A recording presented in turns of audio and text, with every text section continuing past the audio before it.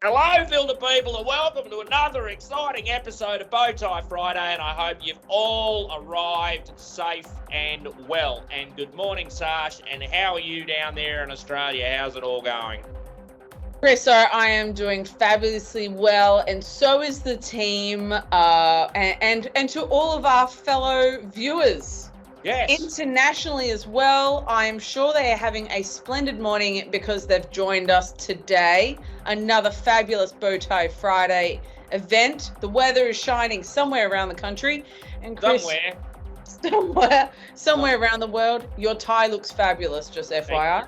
Thank you very much. I'm trying to keep a particular level happening while we do these Bowtie Fridays, and even though I'm up here, obviously in Thailand, where it's all fun and sun, Sash.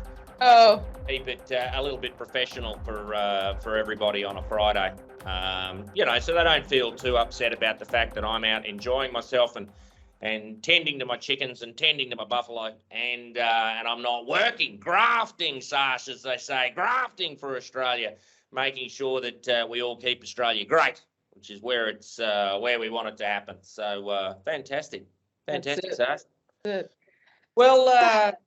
Sash, I was, looking at the news in Bangkok yesterday, and they've been flooded in Bangkok, so there's a fair bit of water running through Bangkok, and that got me to understand. We were talking about water treatment a little while ago, and it's a bit of an idea. I was wondering where water treatment actually started, Sash. Like what was the, where did it actually begin?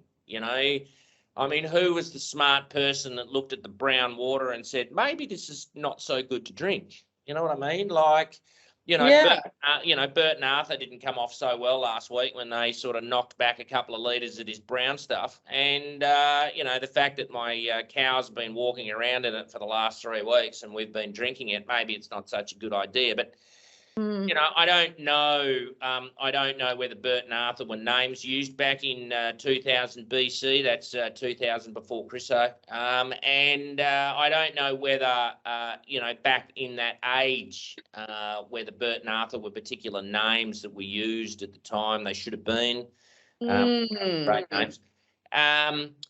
But, on sand script, Sash, on walls in, Pharaoh's tombs and stuff, they were using 2000 BC. There were signs that people were realising that, if you heat water and you boiled water, that you would kill the stuff that was in it. And obviously you would, if you left water long enough, some of the particles and some of the things within the water to drop out. Amazing.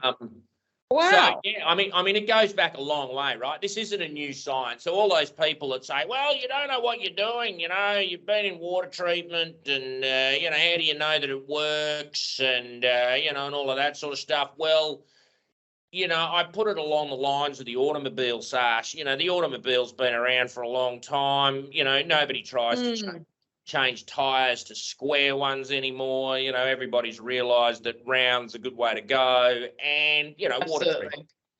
Water treatment. It's been around for a long, long time. This isn't anything that's new. We've, found different ways of doing what we're doing. But the bottom line is that, with some of the synthetics and some of the things these days, the filters and the bits and pieces are better.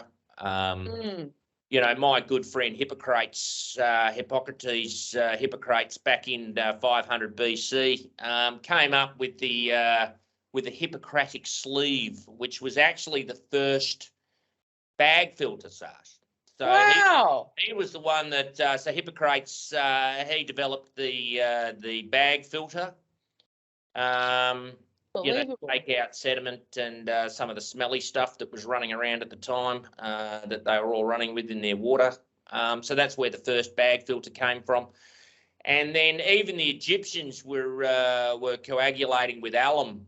They were using all of that sort of stuff back in the day to do it. So, there's history of water treatment. It's not new, people. It's, something that's been around for a long time. So don't feel as though, you're tucking into a different sort of cheese and ham sandwich that maybe nobody knows about, that you're not really sure about, that you can't kind of get your head around, right?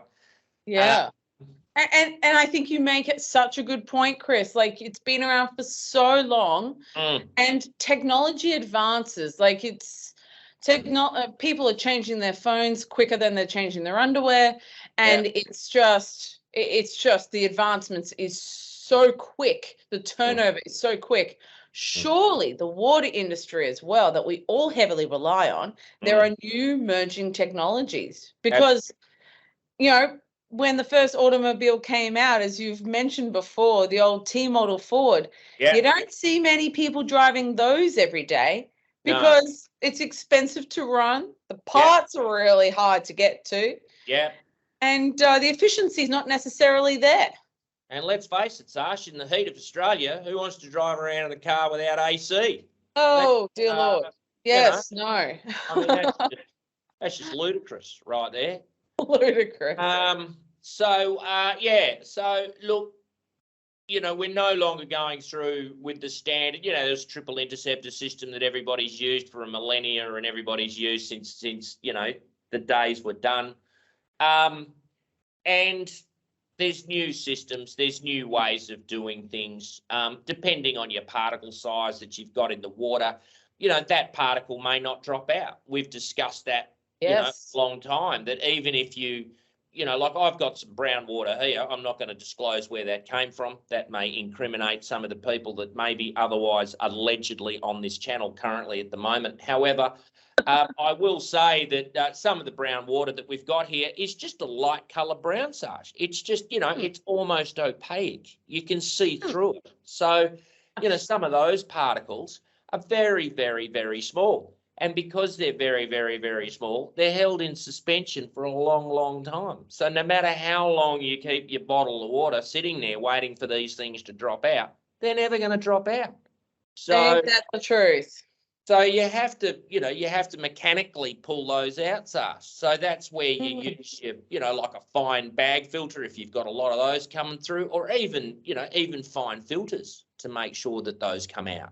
Yeah. But there's lots of different ways of doing things, and I suggest that people, whenever they, you know, think of, you know, our wonderful sponsors, OLEOLOGY, shout out to the chief, shout out to the coach Paul this morning. And when people are thinking about water treatment, you know, ring somebody that knows. You know, they're not used car sales. They're not sitting there. And shout out to all of our used car sales and brothers and sisters this morning.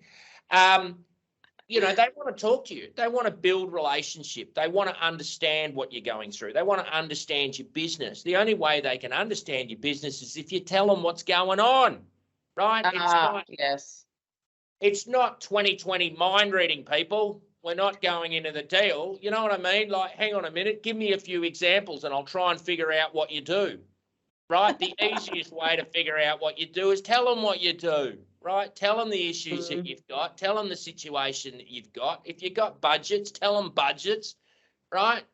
Work towards a solution. Get it happening. Get it fixed, right? It's not rocket science, Ash. Yeah, I agree. And sometimes you just got to learn as well that if someone is an expert in this area or whatever area, you know, whether it be water or car sales and such, sometimes just also taking a step back and actually seeing the bigger picture can also save and create other efficiencies that weren't even thought about. You know, the wonderful world of creativity can be explored. Yeah. I find it, you know, I find it that in the world in Australia, and let me just say, Sash, that I was scammed the other day. Apparently, I had 15 Uber deliveries delivered to me last Saturday, and obviously, you know, and being in Thailand, that's pretty hard to do. So anyway, I had to cancel credit cards. But enough about me, folks. Let's you talk about me. No. So the reason why I bring that up, Sash, is because, you know, in this age of scamming and in this age where people are fearful to tell other people about where they're at or what they're trying to achieve or what they're trying to do, I find that the scammers maybe in all of these situations, they might have, you know, stopped people's ability to be able to put themselves out there a little bit, to wear the heart on the sleeve, to be the sort of person that that puts themselves forward and says, look, I need a bit of a hand with this. I need a bit of a hand with it. Can you teach me about this? Can you tell me about that? You know, that vulnerability where, you know, people's perhaps egos or people's perhaps, I know all there is to know about this. Don't talk to me about boats. I know boats. But that sort of situation, Sash, and I think people just have to step back a little bit. They have to embrace that word collaborate, which is kind of a word which is thrown around loosely, but I think that people miss the meaning of what that actually means, right? Collaboration means to help. It means to get new ideas. It needs to be enlightened about a subject that perhaps you know nothing about. Using other people's strengths to complement your strengths. Absolutely. Who would have thought? Absolutely. And I think that people forget that vulnerability isn't in the asking. Vulnerability is in the not asking. When you don't ask somebody for help, that is when you are vulnerable. When you ask somebody for help and you have a team around you that's strong, that understand where you want to go, where the train's headed and everybody's on board and they're all working towards the deal.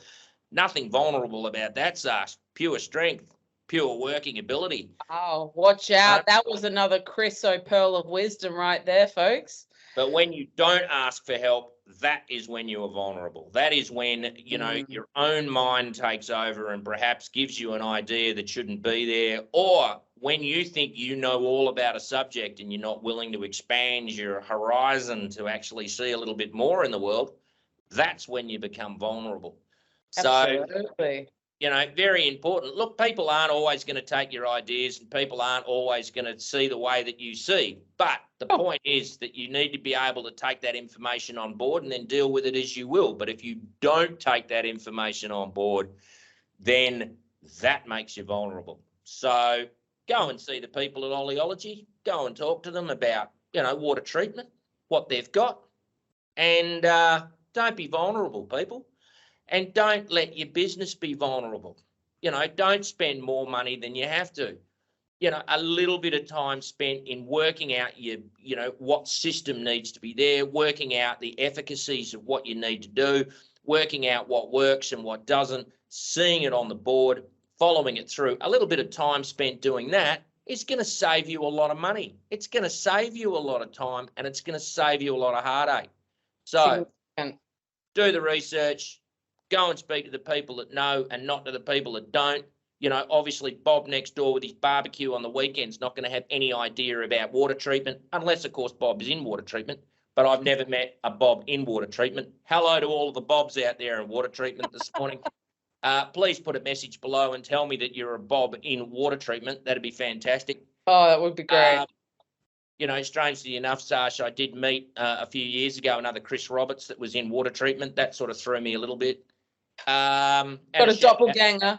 Shout out Chris Roberts this morning in water treatment. Hope you're doing fine, good sir. That just sounded weird. The bottom line with this is go and speak to somebody that knows. So, without further ado, Sash, as we always say on a Friday, stay well, stay happy. Value your time.